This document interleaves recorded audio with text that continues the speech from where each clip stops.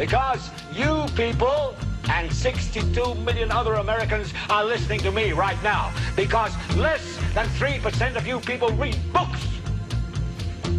Because less than 15% of you read newspapers. Because the only truth you know is what you get over this tube. Right now, there is an entire generation that never knew anything that didn't come out of this tube. This tube is the gospel, the ultimate revelation.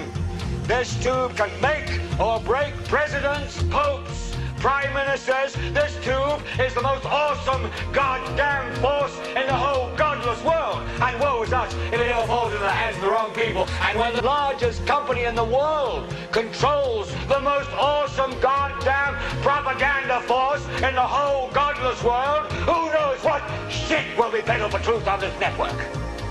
So you listen to me. Listen to me. Television is not the truth. Television is a goddamn amusement park.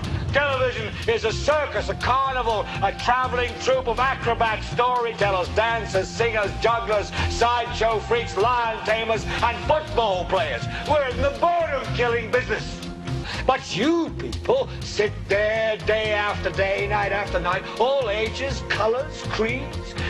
We're all you know. You're beginning to believe the illusions we're spinning here. You're beginning to think that the tube is reality and that your own lives are unreal. You do whatever the tube tells you. You dress like the tube. You eat like the tube. You raise your children like the tube. You even think like the tube.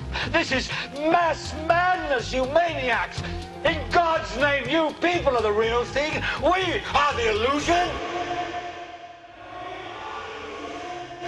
The last thing the men behind the curtain want is a conscious, informed public capable of critical thinking, which is why a continually fraudulent zeitgeist is output via religion, the mass media, and the educational system. They seek to keep you in a distracted, naive bubble, and they are doing a damn good job of it. In 2005, an arrangement between Canada, Mexico, and the United States was made. This arrangement, unannounced to the public, unregulated by Congress, merges the United States, Mexico, and Canada into one entity, erasing all borders. It's called the North American Union, and you might want to ask yourself why you've never heard of this. In fact, there is only one mainstream reporter who has actually heard of and has had the courage to cover this issue. The Bush administration's open borders policy and its decision to ignore the enforcement of this country's immigration laws is part of a broader agenda. President Bush signed a formal agreement that will end the United States as we know it, and he took the step without approval from either the U.S. Congress or the people of the United States. It's a deal that few have even heard of. It's being done again by very few people at the very top on behalf of the investment class, but the working class of people, political officials across our country, from communities, from cities and so forth, they don't know anything about this. This isn't some trade agreement. It is a total removal of sovereignty from these countries, which will also result in a completely new currency called the Amero. Fall. Apart from that, I think one thing people who are dollar-based need to focus on is the Amero. That's the one thing that nobody's talking about that I think is going to have a big impact on everybody's life in Canada, the U.S., and Mexico. The Amero is the proposed new currency for the North American community, which is being developed right now between Canada, the U.S., and Mexico to make a borderless community, much like the EU, and the dollar, Canadian dollar, U.S. dollar, and the Mexican peso replaced by the Amero. By default of this agreement, the American Constitution will eventually be obsolete. You would think that a situation like this would be on the cover of every major newspaper. That is until you realize that the people who are behind this movement are the same people behind the mainstream media, and you are not told what you're not supposed to know. The North American Union is the same concept as the European Union, the African Union, and the soon-to-be Asian Union, and the same people are behind all of them.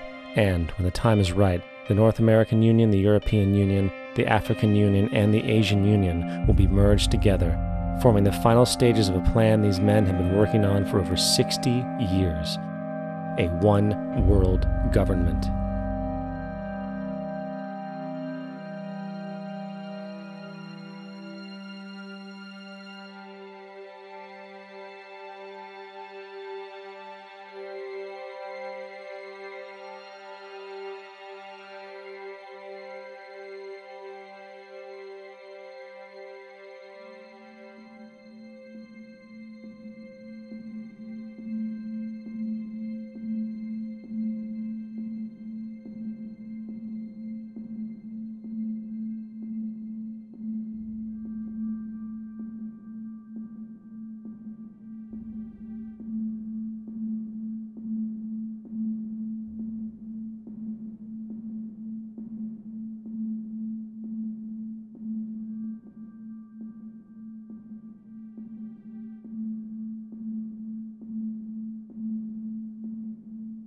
One bank, one army, one center of power.